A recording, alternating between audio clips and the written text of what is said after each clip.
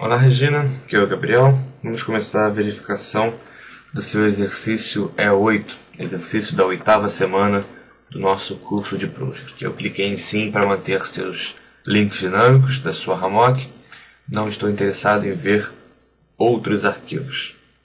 Bem, a 8ª semana ela trata basicamente de riscos, né? E esse exercício que nós estamos vendo agora, ele trata de riscos. Nós temos dois modos, o modo 100 e o modo 105. Modo 100 e o modo 105. Plano de mitigação e contingências é o passo 20, é o 100, e o passo 105 é o planos em vigor. Dá uma olhada aqui, ó. Inclusão do plano de mitigação e contingência, passo 100, passo 105, plano de trabalho em vigor. Por algum motivo... Peraí, quem é você? Recursos? Não quero. Você é essa. Você é a 7. 7, Regina, isso mesmo. Então, por algum motivo, você colocou 23 e 24. Tá, não tem problema. O que nós estamos querendo ver no passo 100 ou 23? Mas início, fim, duração e se é ativo ou não. Por quê? Aqui, você incluiria e faria o gerenciamento das atividades, das ações de contorno, digamos assim, de risco das atividades do seu projeto. Ações preventivas e de contingência. Esse foi o proposto. Nós temos no livro e durante a aula, com certeza, uma teoria desenvolvida, né, no qual você vê o que é risco, como o Project te ajuda, e nós escolhemos essa forma, uma das formas, de trabalhar o gerenciamento de risco.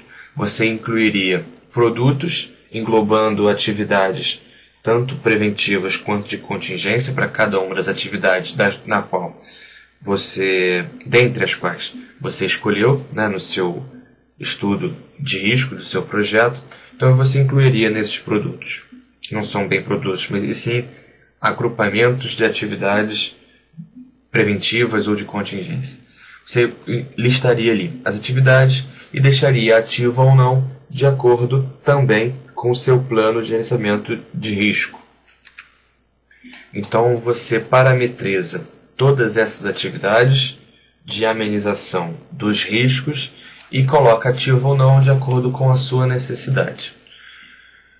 Então, você tem aqui algumas inativas, mas eu não sei do que. Provavelmente elas são atividades inativas desses procedimentos operacionais. Alguma coisa relacionada a esses procedimentos operacionais. Nós temos aqui um exemplo melhor, que é esse plano de contingência / treinamento. Ele deve ser um plano de contingência para esse produto aqui, treinamento. Essas atividades de contingência provavelmente impactam, né, em todas essas atividades que começam com treinar. Talvez elas sejam referentes a riscos diferentes, né? Quando eu digo riscos diferentes, por exemplo, se uma atividade é treinar, você pode ter o risco de treinar em obra. Então pode ter um treinamento em campo e pode chover. Então chover é um risco. Se chover não acontece. Se chover estende a duração. Então chover é um risco. O outro risco é a descarga atmosférica. Não, isso aí já é segurança do trabalho. Pode ser, por exemplo, o treinador, a pessoa que está ministrando o treinamento, não aparecer. Não sei, pode ser um outro risco. Então você tem vários riscos no projeto e você agrupou as atividades referentes à amenização, as atividades de contingência desses riscos dentro desse plano de contingência que você colocou como inativo. Tá? Isso, passar de inativo para ativo, pode acontecer em dois momentos. No planejamento, e é onde é interessante isso se encerrar, né, você chegar ao fim do planejamento sabendo todas as atividades que vai desempenhar. Mas poderia, ainda de forma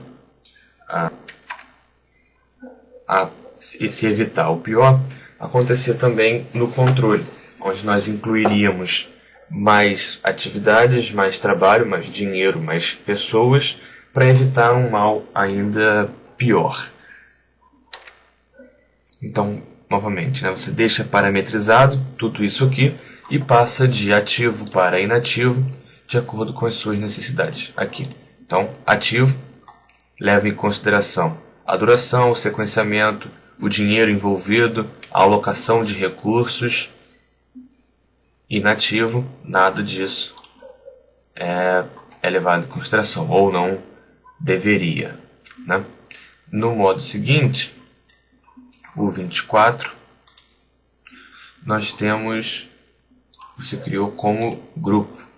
O exercício acho que pede como filtro, você criou um filtro também. Então, mostra somente as atividades. Vamos dar uma olhada no seu filtro. Mais filtro, 24, edito, ativo igual assim. Eu acho que ele pede para ser atividade. Se é atividade, não pode ser summary, nem milestone. Então, igual. Não, peraí. No. E.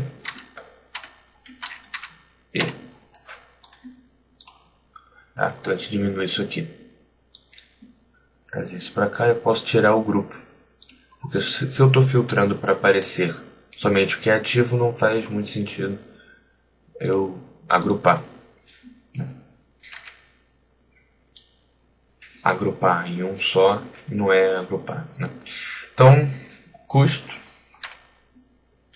das coisas. Se eu quisesse ver o projeto todo, tirando o que é inativo, eu mudaria o meu filtro. Cadê mais? Edito, tirando essas duas partes de baixo aqui, mostrando o que é ativo. Daí eu tenho o projeto inteiro mesmo, tirando aquelas partes do que é ativo ou não. Poderia fazer isso caso seja impossível, ao término do planejamento, incluir novas atividades, mesmo que sejam dessas de amenização de risco. Ok? Anote aí, por favor, os números 2, 5 e 10 como os números de verificação, número de controle, e a nossa análise vai ficar por aqui. Nós temos uma teoria grande nesse exercício, nessa 8ª semana, que é a análise de risco, mas a execução no project em si, ela é curta. Caso tenha ficado alguma dúvida quanto a essa coluna, que é a mais importante nesse exercício, no proposto pelo exercício, você entra em contato. A utilização que nós fizemos dela é um pouco diferente do que o project, digamos assim, imaginou, né? Quando o project imaginou esse active, seriam atividades normais de trabalho que fizessem parte, talvez, do escopo, e aí você colocaria sim ou não para ver como ficaria o projeto com ou sem elas. Ou duas formas diferentes de se fazer a mesma coisa, você parametriza as duas e depois compara uma e outra, alternando ativa ou não, para ver como o projeto se comporta.